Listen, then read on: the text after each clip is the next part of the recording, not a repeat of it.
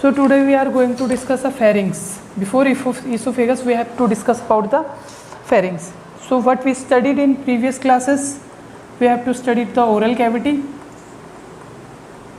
in which teeth or tooth, we can say teeth, tongue, and one more thing, teeth, tongue and salivary gland. तो इनके बाद आता है हमारा pharynx. तो फेरिंग्स के बारे में हम पढ़ेंगे. तो फेरिंग्स हमारा शुरू हो जाता है कहाँ से? 12 सेंटीमीटर इन लेंथ होता है सबसे पहले. तो कितनी होती है इसकी लेंथ, कितनी होती है? 12 सेंटीमीटर. और ये डिवाइडेड रहता है 5 पार्ट्स पे. 5 पार्ट्स कह सकते हैं या 5 ओपनिंग्स कह सकते हैं. मतलब फेरिंग्स में कितनी ओपनिंग होती है? 5 ओपनिंग्स होती हैं. क्लियर है इतना? ठीक है. अब ये 5 ओपनिंग्स कौन कौन से होती हैं? फर्स्ट 5 ओपनिंग जो होती है वो होती है नेजोफेरिंग्स में. फेरिंग्स के पार्ट्स अगर हम पढ़ें तो फेरिंग्स 3 पार्ट्स में डिवाइडेड होता है. एक तो होता है नेजोफेरिंग्स जो आपने पढ़ा होगा, दूसरा होता है ओरोफेरिंग्स, ये भी पढ़ा होगा, और तीसरा होता है कौन सा? नेजोफेरिंग्स ओरोफेरिंग और लैरिंजियोफेरिंग्स या लैरिंगोफेरिंग्स भी बोल सकते हैं इसको. क्लियर हो गया? तो सबसे पहले नेजोफेरिंग्स की बात करते हैं. तो नेजोफेरिंग्स सबसे पहले बात कर रहे हैं तो ये होता है सुपीरियर साइड पे. कहाँ पे? सुपीरियर साइड पे. किसके और कहाँ से कहाँ तक? तो सुपीरियर साइड पे ये होता है आपके नोस्ट्रिल से लेके, नेजो लिखा है ना, तो नोस्ट्रिल होते हैं जो हमारे 2, वहाँ से लेके कहाँ तक होता है? इनको बाद में लिखेंगे. वहाँ से लेके होता है हमारा टू सॉफ्ट पैलेट. हमने पढ़ा था ना पोस्टीरियर एंड पे सॉफ्ट पैलेट होता है, तो सॉफ्ट पैलेट तक होता है हमारा नेजोफेरिंग्स. अब इसमें होती है 5 कैविटीज़ या 5 कैविटीज़ से मिलके बना होता है हमारा नेजोफेरिंग्स. 2 तो होती है कौन सी? नोस्ट्रिल से, ठीक है, superior side of the nostril से लेके पीछे बना होगा ये नेजोफेरिंग्स. 2 होती हैं आपकी यूस्टेशियन ट्यूब. यूस्टेशियन ट्यूब पता है? यूस्टेशियन ट्यूब क्या है? ऑडिटरी ट्यूब है जो एक कान में एक रहेगी, दूसरे कान में एक रहेगी. होती है ना, ईयर के अंदर से एक कैविटी निकलती है जो नेजोफेरिंग्स में आके मिलती है, तो वो नेजोफेरिंग्स के अंडर में ही आती है. तो 2 हो गई हमारी यूस्टेशियन ट्यूब, 2 हो गई हमारी नोस्ट्रिल्स, और एक होता है हमारा ओरोफेरिंग्स में जो जाके मिलती है. क्लियर हो गया? तो ये होती है हमारी क्या? नेजोफेरिंग्स. इसके बारे में इतना ही है. 5 कैविटीज़ होती है इसके अंदर, और 12 ये फेरिंग्स का पहला पार्ट होता है. अब दूसरा सुपीरियर पार्ट होता है. अब दूसरी बात करते हैं हम ओरोफेरिंग्स की. ओरो की बात करेंगे तो ओरो कौन सा वाला पार्ट रहेगा हमारा? मिडिल वाला पार्ट रहता है. फेरिंग्स का मिडिल वाला पार्ट बनाता है जो ओरोफेरिंग्स. कहाँ से कहाँ तक होता है? कहाँ से कहाँ तक होता है? अब सॉफ्ट पैलेट तक तो कौन सा था? नेजल फेरिंग्स था. अब ये होता है हमारा सॉफ्ट पैलेट से लेके कहाँ तक? हायोइड बोन पता है हमें, जो हमारी एक सिंगल आइसोलेटेड बोन होती है, हायोइड बोन तक ये होता है हमारा ओरोफेरिंग्स. इसके बारे में भी केवल इतनी ही बात करेंगे. थर्ड वन आता है हमारा आपका लैरिंजोफेरिंग्स. इनमें ज़्यादा कुछ नहीं पढ़ना, बस इनकी लोकेशन पढ़नी होती है. तो लैरिंजोफेरिंग्स हमारा कहाँ से शुरू होता है? हायोइड बोन से लेके, ये सबसे इन्फीरियर पार्ट होता है हमारा. जो सबसे इन्फीरियर पार्ट होता है वो होता है लैरिंजोफेरिंग्स. तो ये कहाँ पे होता है आपका? हायोइड बोन से लेके कहाँ तक होता है? लैरिंग्स तक. क्लियर हो गया? हायोइड बोन से लेके लैरिंग्स तक जो पार्ट होता है वो हो गया आपका लैरिंजोफेरिंग्स. क्लियर हो गया इतना आपका? तो ये तीनों चीज़ें हो गई हमारी फेरिंग्स के अंदर. अब फेरिंग्स के अंदर जो हम पढ़ने वाले थे मेन, वो था हमारा ईसोफेगस. क्लियर है? तो ईसोफेगस की सबसे पहले तो लेंथ के बारे में बात करेंगे. क्लियर? तो सबसे पहले ईसोफेगस की लेंथ. हाँ, एक चीज़ मैंने बताई नहीं आपको कि नेजोफेरिंग्स में एक और चीज़ आती थी. नेजोफेरिंग्स में जब हम कोई भी चीज़ स्वेलो करते हैं, फूड का इंजेक्शन करते हैं, तो नेजोफेरिंग्स क्या हो जाता है? क्लोज हो जाता है. ठीक है, नेजोफेरिंग्स क्या हो जाता है? क्लोज हो जाता है. ईसोफेगस 20 सेंटीमीटर इन लेंथ होती है, और ये जिस इस मसल की बनी होती है, इसमें 3 तरीके की मसल्स होती हैं। सबसे उपीरियर एंड पे, यहाँ पे जहाँ पे स्वेलोइंग होती है, तो वहाँ पे कौन से मसल होंगे? Voluntary muscle. वॉलंटरी को हम स्ट्रेटेड मसल भी बोलते हैं, स्ट्रेटेड मसल, या इसी को हम स्केलेटल मसल भी बोलते हैं। तो सिंपल सा कहने का मतलब है, जो सबसे अपर वाला पार्ट रहेगा वो किससे मिलके बना रहेगा? स्केलेटल मसल से मिलके बना रहेगा। मिडिल वाला पार्ट होता है मिक्स, ये होता है स्ट्रेटेड प्लस स्मूथ। क्लियर है? तो स्ट्रेटेड प्लस स्मूथ रहता है बीच वाला पार्ट, और जो सबसे लोअर वाला एंड है ये केवल बना रहता है स्मूथ मसल से। किससे बना रहता है? स्मूथ मसल से। क्लियर हो गया इतना? ठीक है। अब ये ईसोफेगस ऐसे नहीं निकलता सीधे, एक स्ट्रक्चर होती है इस यहाँ पे, उसको पेनिट्रेट करते हुए निकलता है। ठीक है, ये मेरी ओरल कैविटी आई, ये ईसोफेगस गया, यहाँ से स्टमक स्टार्ट है सपोज, तो ये एक स्ट्रक्चर के बीच में होल करते हुए जाता है। इस स्ट्रक्चर को बोलते हैं, क्या बोलते हैं इसको? डायाफ्राम। मतलब डायाफ्राम को पेनिट्रेट करते हुए क्या पहुँचता है हमारा? क्या पहुँचता है? ईसोफेगस पहुँचता है। तो आपने सुना होगा हायाटल हर्निया। क्या सुना होगा? हायाटल हर्निया।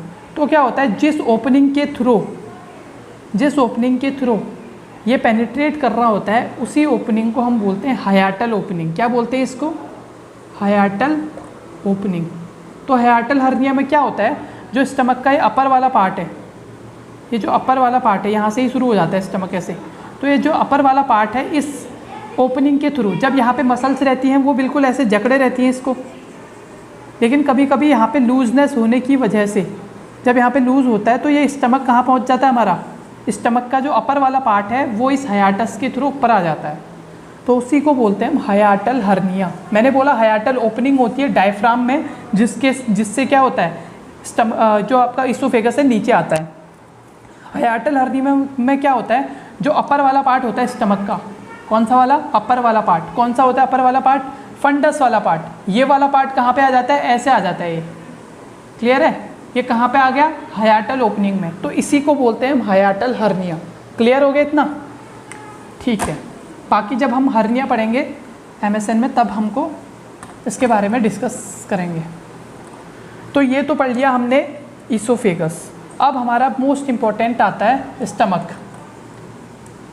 हमने सब कुछ चीज़ें पढ़ रखी हैं, हमको पढ़ना, उस टॉपिक में पढ़ना क्या है वही हमको पढ़ना है। क्लियर है? जिससे आप कम पढ़ो और वो पूरे टॉपिक की नॉलेज हो जाए आपको। तो जैसे स्टमक ऊपर से आया तो यहाँ से एक जे शेप ऑर्गन बनता है। कैसा ऑर्गन बनता है? जे शेप ऑर्गन बनता है।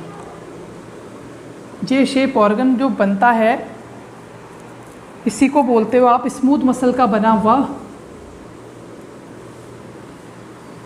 जिसमें कि एक स्पिंक्चर पाया जाता है अपर एंड पे, या ईसोफेगस जहाँ से शुरू होता है वहाँ पे एक स्पिंक्चर पाया जाता है, जिसको बोलते हैं कार्डियक स्पिंक्चर। फिर उसके बाद एक राउंडेड पार्ट होता है। कैसा राउंडेड पार्ट है ना? राउंडेड पार्ट को बोलते हो आप फंडस। क्या बोलते हो? फंडस। फिर इसके बाद एक लार्ज पार्ट दिख रहा है आपको, बड़ा पार्ट दिख रहा है, ये कहलाती है आपकी बॉडी। क्लियर है? और जो सबसे नीचे वाला टर्मिनल एंड है इसको बोला जाता है पाइलोरस। क्लियर है? दोबारा से बता रहा हूँ, जैसे स्टमक शुरू होता है तो सबसे पहले एक स्पिंक्चर होता है यहाँ पे, जिसको बोलते हो आप कार्डियक स्पिंक्चर। ये क्या बना रहता है? स्मूथ मसल्स का बना रहता है। जब इसकी मर्जी होती है तभी ये ओपन होता है। ठीक है? क्लियर हो गया इतना? तो यहाँ पे कार्डियक स्पिंक्चर है। वैसे जो स्टमक के हम पार्ट्स पढ़ते हैं, 3 ही पार्ट पढ़ते हैं। एक तो पढ़ते हैं फंडस, एक पढ़ते हैं बॉडी, और एक पढ़ते हैं पाइलोरस। फंडस सबसे ऊपर वाला राउंडेड पार्ट, फिर उसके बाद मिडिल वाला लार्ज पार्ट कहलाता है बॉडी, और सबसे नीचे वाला जो टर्मिनल एंड है वो कहलाता है पाइलोरस। लेकिन कई बुक्स में हमको ऐसा भी देखने को मिलता है जब आप पढ़ोगे, जो कार्डियक स्पिंक्चर होता है उसके साइड्स पे कुछ डायलेटेड पार्ट भी रहता है फंडस से पहले, उसको नाम दिया गया है कार्डिया। क्या दिया गया है? कार्डिया। अगर आप इन तीनों चीज़ों को याद रखना चाहें ये भी ठीक है, लेकिन फंडस से पहले ही छोटा सा पार्ट होता है। मैंने बहुत बड़ा बना रखा है, आपको थोड़ा समझ में आ जाए। तो उस पार्ट को बोलते हैं कार्डियक स्फिंक्टर के बराबर में जो होता है उसको बोलते हैं कार्डिया। क्या बोलते हैं? कार्डिया। क्लियर हो गया इतना? तो ये था हमारा स्टमक। अब इसमें इंपॉर्टेंट क्या क्या चीज़ें हैं। अब स्टमक्स में हमने पढ़ा था कि एक सब म्यूकोजल लेयर होती थी, सब म्यूकोजा, जिसमें हमने पढ़ा था कौन सा प्लेक्सस होता है, ये बताएंगे आप लोग मुझे, ठीक है। सब म्यूकोजा में कौन सा प्लेक्सस होता है और वो क्या करता है, ये आप बताएंगे मुझे, बाकी की चीज़ें मैं बताता हूँ।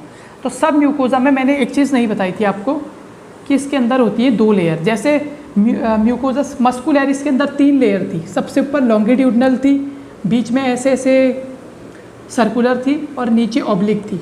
ये तो था हमारा मस्कुलरिस, और इन लॉन्गिट्यूडनल और इसके बीच में सर्कुलर के बीच में यहाँ पे कुछ प्लेक्सेस बने थे जिसको हमने बोला था माइंट्रिक प्लेक्सेस। क्लियर है? तो अब आपको इसका आंसर भी मिल गया होगा। सब म्यूकोजा के अंदर होती हैं 2 लेयर्स। क्या होती हैं? 2 लेयर्स। तो ये क्या करती है, एक तो होती है एंडोक्राइन, जिसमें एंडोक्राइन सेल्स होते हैं, एक होती है एक्सोक्राइन, जिसमें एक्सोक्राइन सेल्स होते हैं। तो सब म्यूकोजा का मतलब हमने करा था कि इसमें क्या होता है, सीक्रेशंस होते हैं। तो आपका दूसरा आंसर भी मैंने दे दिया, लेकिन एक अभी भी बचा है, क्या नाम के, जो इसमें जो प्लेक्सस होता है उसको क्या बोलते हैं, ठीक है। तो इसमें होता है सीक्रेशंस। अब सीक्रेशन कैसे होता है देख लेते हैं। मैंने बोला एक होती है एक्सोक्राइन सेल। क्या होती है? Exocrine cell. इसको मैं बहुत सिंपल बना रहा हूँ आप लोगों के लिए, ध्यान से देखिए। एक होती है एंडोक्राइन सेल। आपको समझ में आ जाना है क्या हुआ क्या नहीं हुआ। तो जो एक्सोक्राइन सेल्स होती हैं, क्लियर है। अब वो छोटी छोटी चीज़ें आप पढ़ सकते हैं, जैसे स्टमक खाली होता है तो उसमें जो स्मूथ मसल हो वो कॉन्स्ट्रिक्ट हो जाती हैं, ऐसे रूगे फॉर्म हो जाते हैं इसके अंदर जब स्टमक खाली होता है, तो उनको रूगे बोलते हैं। ये चीज़ें आप पढ़ सकते हैं, इसमें कुछ ज़्यादा बताने वाली बात नहीं है, ठीक है। तो स्टमक हम पूरा ही डिस्कस कर रहे हैं। एक्सोक्राइन सेल्स में हमारे पास होती है, एक तो होती है जिसको बोलते हैं गॉबलेट ग्लैंड, गॉबलेट ग्लैंड, या इसको बोला जाता है गैस्ट्रिक ग्लैंड। क्या बोला जाता है? Gastric gland. दूसरी हमारे पास होती है इसमें, गैस्ट्रिक यहाँ पे लिख सकता हूँ मैं नीचे। दूसरी होती है हमारे पास चीफ सेल। क्या होती है? Chief cell. तीसरी होती है पैराइटल सेल। क्या होती है? Parietal cell. ये होती है हमारे पास, क्या होती है ये, एक्सोक्राइन लेयर में हमारे पास 3 तरीके की ग्लैंड होती हैं। एक होती है चीफ सेल, एक होती है गॉबलेट ग्लैंड, एक होती है पैराइटल सेल, ठीक है। गॉबलेट ग्लैंड या गैस्ट्रिक ग्लैंड इसको बोला जाता है। ये केवल हमारे एक्सोक्राइन में है, ठीक है। एक्सोक्राइन में है तो गॉबलेट सेल्स का काम पता चल गया होगा आपको, या गैस्ट्रिक ग्लैंड का काम पता चल गया होगा। गॉबलेट और गैस्ट्रिक एक ही हैं, ये बात ध्यान रखना। इनका केवल एक ही काम होता है म्यूकस प्रोडक्शन का। क्या रहता है? म्यूकस प्रोडक्शन का। म्यूकस प्रोडक्शन से क्या होगा? लुब्रिकेशन होगा फूड का। क्या होगा? लुब्रिकेशन। क्लियर हो गया इतना? तो लुब्रिकेट फूड को कौन करता है? गैस्ट्रिक ग्लैंड कुछ सीक्रेट करती है, म्यूकस सीक्रेट करती है। म्यूकस क्या करता है? उसको लुब्रिकेट करता है। तो गॉबलेट सेल से आप पता कर सकते हैं कि क्या हो रहा है। और ये किसकी बात कर रहे हैं हम? एक्सोक्राइन सेल की। अब आती है चीफ सेल। तो चीफ सेल का मतलब क्या है? चीफ मतलब सबसे महत्वपूर्ण, सबसे इम्पोर्टेंट। चीफ, तो चीफ का मतलब होता है पेप्सिनोजन। एक तो ये करती है पेप्सिनोजन सीक्रेट, और दूसरा करती है इंट्रिंसिक फैक्टर। सॉरी, एक तो करती है पेप्सिनोजन और एक करती है गैस्ट्रिक लाइपेज। लाइपेज कौन सा एंजाइम है? हाँ, लाइपेज से याद आया, एक और चीज़ याद आई अभी, पहले इसको देख लीजिए।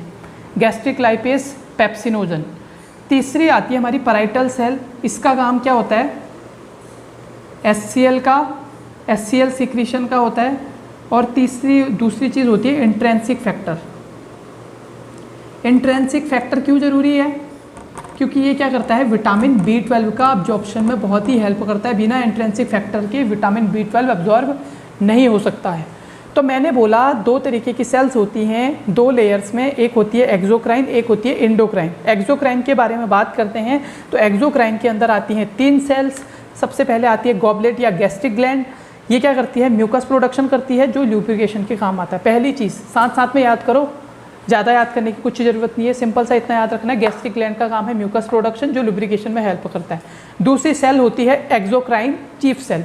चीफ सेल का काम है चीफ जो पेप्सिनोजन सबसे ज़्यादा और गैस्ट्रिक लाइपेज, दो एंजाइम सिक्रीट करती है ये, पेप्सिनोजन और लाइपेज। लाइपेज क्या करता है, कार्बोहाइड्रेट फैट पे काम करता है, लिपिड पे काम करता है लाइपेज। क्लियर है, इनको हम बाद में पढ़ेंगे कि कहाँ कहाँ पे क्या कौन चीज़ क्या काम करती है। अगली आती है पैराइटल सेल। पैराइटल सेल का काम है HCl सिक्रीशन करने का और इंट्रिंसिक फैक्टर सिक्रीट करने का। तो आपको आज के बाद कोई भी पूछे कि HCl कौन सी सेल सिक्रीट करती है तो पैराइटल सेल, पेप्सिनोजन और गैस्ट्रिन लाइपेज कौन सिक्रीट करता है तो चीफ सेल। ठीक है, ये कहाँ की बात कर रहे हैं हम, स्टमक में। और म्यूकस कौन सिक्रीट करता है, गैस्ट्रिक ग्लैंड। ये कौन सी सेल्स की बात कर रहे हैं हम, एक्सोक्राइन सेल्स की। क्लियर है, एक्सोक्राइन सेल्स की। अब दूसरा जो टॉपिक है हमारा, सॉरी दूसरी जो ग्लैंड है हमारी या दूसरी जो सेल्स हैं वो कौन से हैं, वो है हमारे एंडोक्राइन सेल्स। कौन से, एंडोक्राइन सेल्स।